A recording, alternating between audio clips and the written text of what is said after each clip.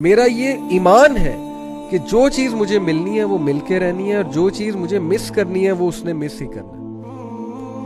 تو پھر کیا فائدہ کہ آپ انسٹنٹ گریٹیفیکیشن سے وہ چیز حرام طریقے سے لینے کی کوشش کریں اور وہ آپ کی قسمت میں نہ لکھی ہو؟ کیا فائدہ؟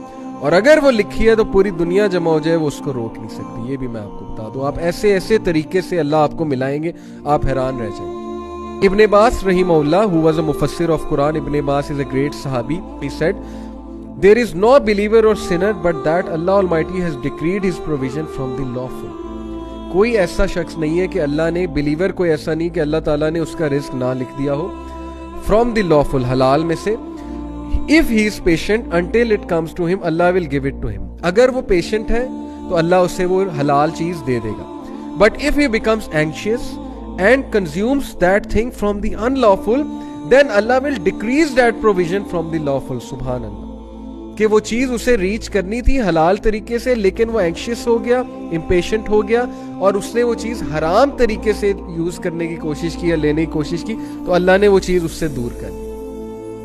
اور ایسا کئی بار ہم نے دیکھا ہے کہ ایک انسان کے دل سے آپ کی محبت ہی نکال دیتے ہیں اللہ تعالیٰ، اگر آپ حرام طریقے سے اپروچ کرنے کی کوشش کریں۔ تو اس لیے یہ ایڈوائس کہ تقدیر پہ بلیف، فرم بلیف کہ جس نے ملنا ہے اس نے ملنا ہے، میں حرام سے لینے کی کوشش نہ کروں، صبر کروں۔